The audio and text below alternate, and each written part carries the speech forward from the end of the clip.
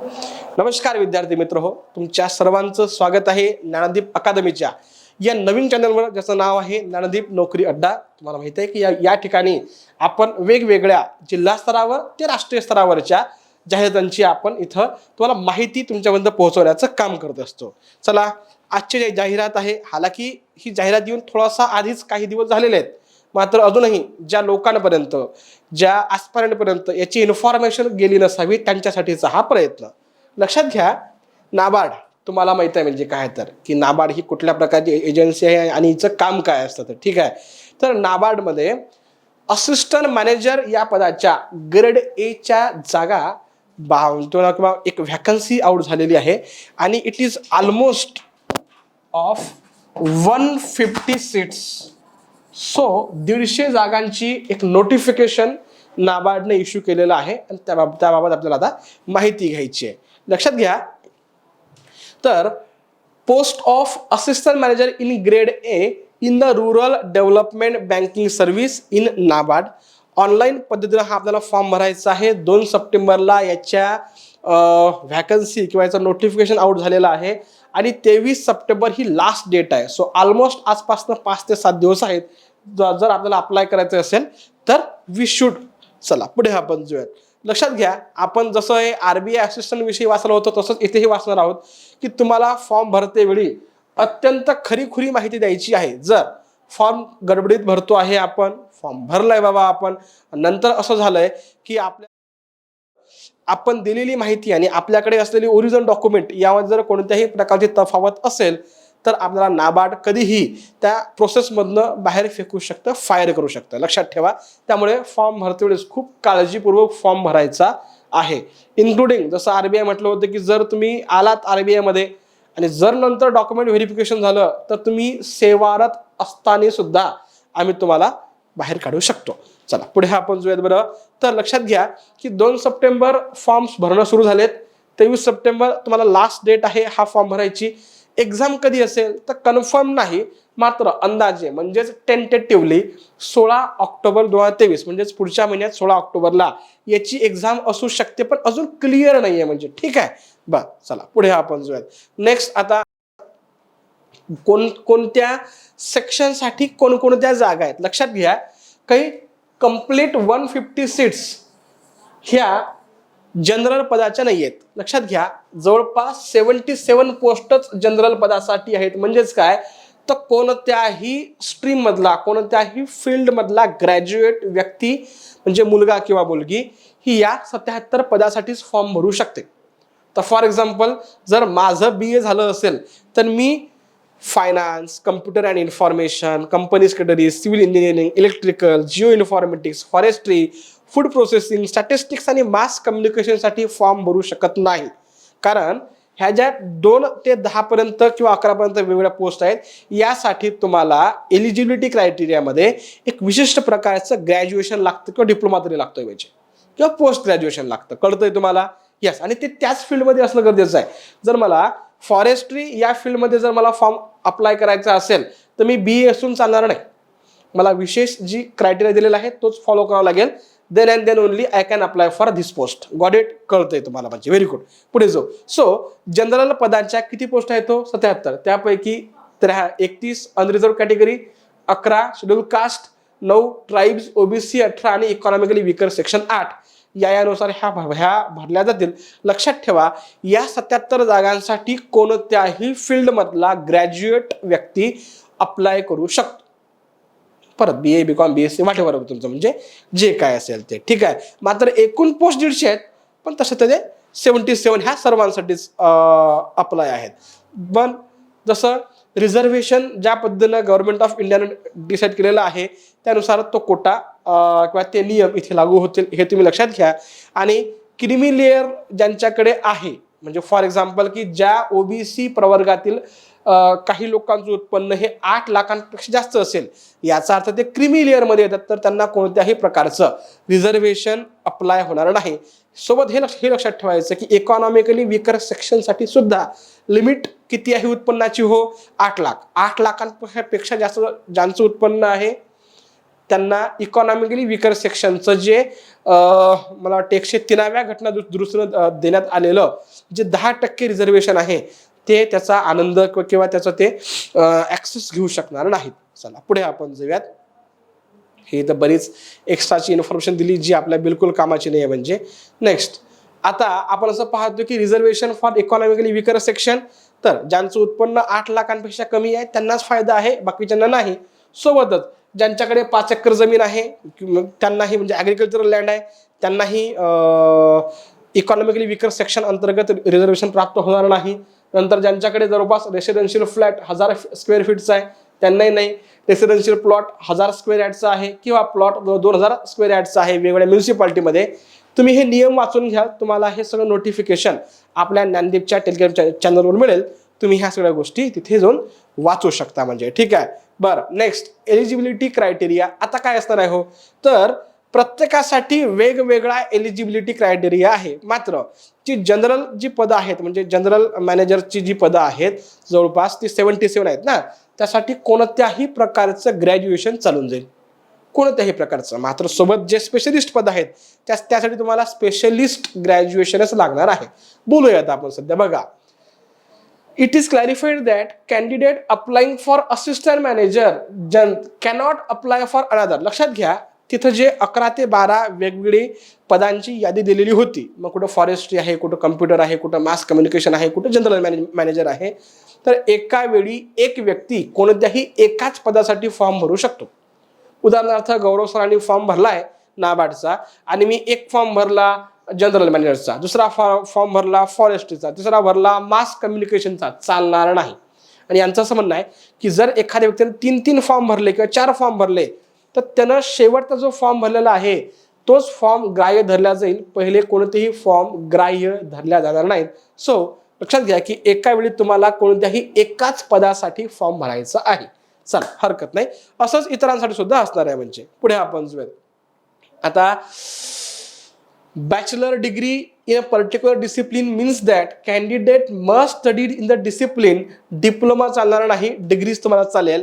आता आपण फक्त एक काम करूयात की जी जनरल मॅनेजरची पदं जी होती 77 आणि ती ऑलमोस्ट सगळ्यात जास्त पदं आहेत त्या पूर्ण 150 पदांपैकी, त्यांच्यासाठी जे आपण चर्चा करून घेऊ, बाकी मग तुम्ही आरामशीर वाचून घ्याल. याला आपण अंडरलाईन केलेली आहे. म्हणजे ठीक आहे, हायलाईट केलंय.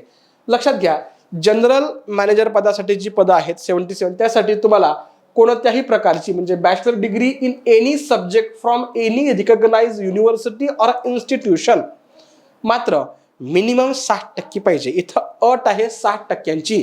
General category, OBC category, economically weaker section category यामध्ये कोणताही येणारा व्यक्ती आणि जर त्याला जनरल मॅनेजर पदासाठी ग्रेड एच्या फॉर्म अप्लाय करायचा असेल नाबार्डच्या, तर मिनिमम ही ऑर शी त्याच्याकडं 60% गुण त्याच्या ग्रॅज्युएशनमध्ये असणं अपेक्षित आहे. मात्र SC, ST आणि जे दिव्यांग आहेत यांच्यासाठी 55% अट आहे. म्हणून तुम्हाला मी मागच्या वेळेसही म्हटलं होतं की ग्रॅज्युएशनचा अभ्यास हलक्यात घेऊ नका. बरीच लोक माझ्याकडे येतात, मी काम करते वेळेस विद्यार्थी, सर आम्ही असंच BA करतोय, आम्ही असंच BCom करतोय, आम्ही असंच BBA करतोय. बाबांनो चुकी करू नका. मिनिमम तरी 60%पेक्षा वरच घ्या, तुम्हाला ह्या सुद्धा एक्झाम देता येतील, नाहीतर गोंधळ आहे सगळा म्हणजे आपला. ठीक आहे. बरं, आता अट कसली आहे तर जनरलसाठी 60% ग्रॅज्युएशनमध्ये, सोबत SC ST साठी 55% वगैरे. किंवा जर तुम्हाला पोस्ट ग्रॅज्युएशन तुम्ही केलं असेल तर जी ओपन कॅटेगरीमधली विद्यार्थी आहेत त्यांना 55% पोस्ट ग्रॅज्युएटमध्ये मार्क असणं गरजेचे आहेत आणि SC ST कॅटेगरी लोकांना 50%. असंच तुम्हाला मग कम्प्युटर आणि इन्फॉर्मेशन टेक्नॉलॉजी, फायनान्ससाठी तुम्हाला BBA किंवा BMS लागतं. 60-55 अट कंटिन्यू आहे असं तुम्हाला कंपनी सेक्रेटरी, सिव्हिल इंजिनिअरिंग वगैरे वगैरे. आता तुम्हाला या गोष्टींची मी चर्चा का करत नाही, कारण तुम्ही हे सर्वजण वाचू शकता तुमच्या सोयीनं आरामशीर. म्हणजे ठीक आहे. बरं चला पुढे जाऊ. पुढचा घटक वयोमर्यादा, हेही अत्यंत कामाची गोष्ट आहे. लक्षात घ्या इथं एज लिमिट दिलेलं आहे आपल्याला की मिनिमम 21 मॅक्झिमम 30, म्हणजे मॅक्स टू मॅक्स 30 वर्ष. आणि कुठल्या कॅटेगरीमधला हो तर ओपन आणि इकॉनॉमिकली विकर सेक्शन या कॅटेगरीमधला जो व्यक्ती ज्यांचं मॅक्स टू मॅक्स वय 30 आहे तोच व्यक्ती इथं अप्लाय करू शकतं, मोर दॅन दॅट नाही. मात्र परत ओबीसीसाठी 3 वर्षाचं रिलॅक्सेशन आणि SC ST साठीचं 5 वर्षांचं रिलॅक्सेशन हे तुम्ही इथं गृहीत धरून चालायचंय. म्हणजे चला पुढे आपण जो आता ह्या तुम्हाला पूर्ण गोष्टी माहिती आहेत. आता very good. Nature of exam कशा प्रकारचं असेल, एक प्रकार तुम्ही असं म्हणा की प्रिलिमिनरी एक्झाम कशा प्रकारची होईल ते हे लक्षात ठेवा. प्रिलिमिनरी एक्झाम ही 200 मार्कांची आहे. 200 प्रश्न असतील आणि तुम्हाला 200 मार्कांसाठी ही प्रिलिम एक्झाम असेल. प्रश्नपत्रिका ही हिंदी आणि इंग्रजी या दोनही भाषांमध्ये असणार आहे आणि या सर्वांसाठी 120 मिनिटं असतील. तुम्हाला सेक्शन कुठल्याही एका विशिष्ट सेक्शनसाठी तुम्हाला वेगळा टाइम किंवा विशिष्ट टाइम अलोकेट करून देण्यात आलेला नाही. सो तुम्हाला 120 मिनिटात 200 प्रश्न सोडवायचे आहेत. प्रिलिम एक्झामची आपण चर्चा करतोय. आता कोणत्या घटकावर किती प्रश्न, चला बघून घेऊ बरं. तर पहिलं आहे रिझनिंगवर तुम्हाला 20 प्रश्न असतील 20 मार्कांसाठी. इंग्लिश लँग्वेजवर 30 प्रश्न असतील 30 मार्कांसाठी. कम्प्युटर लँग्वेजवर 20 प्रश्न असतील 20 मार्कांसाठी. क्वांटिटेटिव्ह ॲप्टिट्यूड 20 प्रश्न असतील 20 मार्कांसाठी. डिसिजन मेकिंग 10 प्रश्न असतील 10 मार्कांसाठी. नाईस. जनरल अवेअरनेस 20 प्रश्न असतील 20 मार्कांसाठी. इकॉनॉमिक अँड सोशल इश्यूज आणि खास करून फोकस हा ग्रामीण भारतावर आहे, म्हणजे with focus on rural India 40 प्रश्न 40 मार्कांसाठी. Agriculture and rural development with emphasis on rural, म्हणजे खास करून शेती क्षेत्रासंबंधित जे कुठले इश्यूज असतील त्या यातमध्ये मग योजना वगैरे सर्व झालं तर 40 प्रश्न फॉर 40 मार्क, असं एकूण 200 प्रश्न 200 मार्क आणि किती मिनिटं हो तर 120 मिनिटांचा तुम्हाला इथे वेळ असणार आहे. सो खास करून ज्यांचं शेती क्षेत्रातलं वाचन चांगलं आहे किंवा करंट अफेअरचं वाचन चांगलं आहे त्यांच्यासाठी हे 4-5 मुद्दे खालचे जे आहेत हे फार सोयीचे असणार आहेत. म्हणजे ठीक आहे. बरं, आता ही झाली आपली प्रिलिम. ऑफकोर्स आहे 200 प्रश्न फॉर 200 मार्क, म्हणजे ठीक आहे. ऑनलाईन आणि ही क्वालिफाईंग असणार आहे.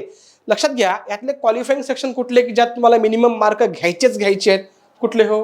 Reasoning, English language, computer language, aptitude आणि डिसिजन मेकिंग यामध्ये तुम्हाला मिनिमम मार्क्स तरी घ्यायचे आहेत. म्हणजे काय होईल, काही लोकांचे जर खालचे 3-4 सेक्शन चांगले असतील तर त्यांचं असं होणार नाही की आम्ही वरचं जरा अवघड सोडतो, म्हणजे नाही. क्वालिफाईंग त्यात मार्क्स आहेत, मिनिमम तुम्हाला मार्क्स घ्यायचे आहेत. मात्र मेरिट सेक्शन कशावर लागणार आहे तर general awareness, economic and social issues ग्रामीण भागावर फोकस आहे. सोबत ॲग्रिकल्चर अँड रुरल डेव्हलपमेंटचे इश्यूज जे कुठले असतील ते यावर तुमचं मेरिट लागणार आहे, हे तुम्ही जरा लक्षात घ्या. आता आली आपली मेन्स. पुढे तर आपण क्रॅक केली असं गृहीत धरूयात. आता आपण मेन्सकडे येऊयात. मेन्सच्या मार्काचं कसं असणार आहे, यामध्ये पेपर 1 पेपर 2 असेल. आता आपण काय बोलतोय तर जी जनरलची पदं आहेत 77 ज्यामध्ये तुम्ही मी आणि कोणीही अप्लाय करू शकतं त्या लोकांसाठीच्या मेन्सचा पेपर वेगळा असेल आणि जी लोक स्पेशलिस्ट आहेत त्यांचं ग्रॅज्युएशन त्यांच्यासाठीचं पेपर 2 किंवा मेन्स वेगळी होणार आहे. म्हणजे आता जनरल पदासाठी जी लोक अप्लाय करणार आहेत किंवा जनरल मॅनेजर पदासाठी ते आपण बघून घेऊ. Paper 1 general English online descriptive असेल, म्हणजे तुम्हाला कीबोर्डच्या माध्यमातून तुम्हाला इथं उत्तर लिहावं लागेल. 3 प्रश्न असतील 100 मार्कांसाठी तुम्हाला 90 मिनिटं वेळ दिला जाईल. Got it, very good.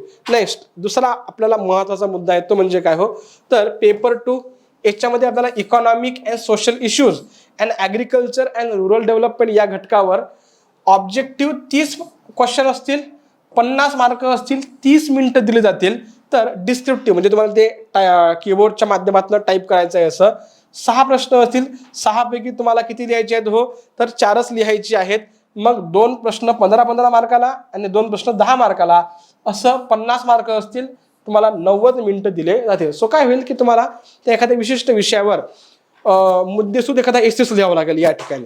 चला हरकत नाही. सो आपली मेन्स किती मार्काची झाली आहे तर इथे 100 मार्क, इथे 100 मार्क. सो इथे तुम्हाला 200 मार्काची मेन्स. ऑफकोर्स प्री ही 200ची होती, मेन्स सुद्धा 200 मार्कांचीच असणार आहे. 1/4 निगेटिव्ह मार्किंग हेही आपल्याला माहिती आहे. स्पेशलिस्ट या पदासाठी थोडीशी वेगळी रचना आहे. पेपर 2 मध्ये तुम्हाला इथं तुमच्या स्ट्रीम स्पेसिफिक क्वेश्चन जास्त असतील.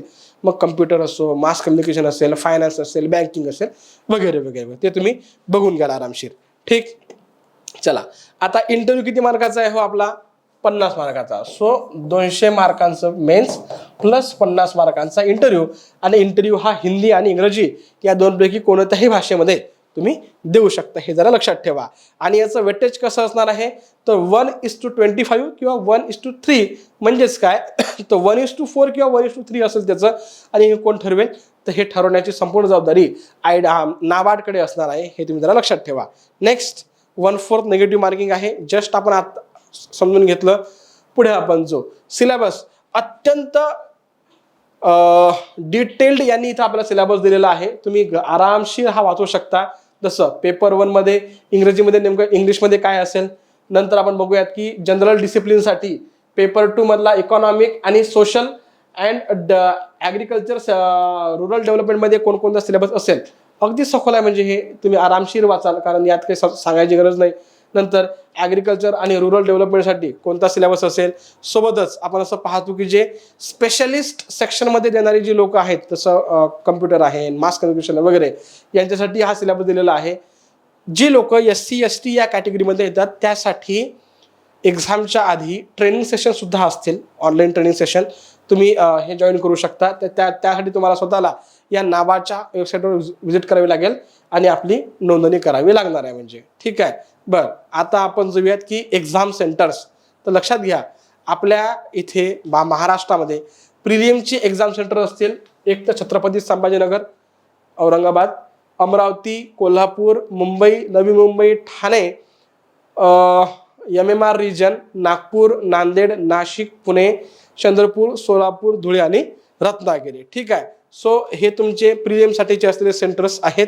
आणि मेनसाठी कुठले सेंटर आहे हो महाराष्ट्रातलं, तर मुंबई, नवी मुंबई, ठाणे, MMR आणि पुणे हे तुमच्यासाठी मेन्सचे एक्झाम सेंटर राहतील. आणि इंटरव्ह्यू कुठे घेतला जाईल हे वेळोवेळी तुम्हाला नाबार्ड सांगणार आहे, म्हणजे ठीक आहे. बरं, आता फी किती असणार आहे हे अत्यंत महत्त्वाचं आहे की फी किती आहे. तर लक्षात घ्या की फॉर SC ST आणि दिव्यांगांसाठी 150 रुपये फी असेल. तर उर्वरित जो सेक्शन आहे, मग OBC आहेत, इकॉनॉमिकली वीकर सेक्शन्स आहेत किंवा मग अनरिझर्व कॅटेगरी आहे, त्यांच्यासाठी 800 रुपयाची फी असणार आहे. जवळपास तुमचा स्टार्टिंग बेसिक पे 44,500, मात्र तुम्हाला 1 लाखांपर्यंत मंथली इन्कम असू शकतं थ्रू या नाबार्डच्या असिस्टंट मॅनेजर पदापासून, म्हणजे ठीक आहे. बरं, अपेक्षा करतो तुम्हाला कळालं असेल. अत्यंत बेसिक इन्फॉर्मेशन ही होती. तुम्ही जर अधिक तुम्हाला डिटेल वाचायचं असेल तर हे नोटिफिकेशन आपल्याच टेलिग्राम चॅनलवर अपलोड केल्या जाईल. तुम्ही तिथेही वाचू शकता. व्हिडिओ कसा वाटला हे नक्की कळवा. धन्यवाद.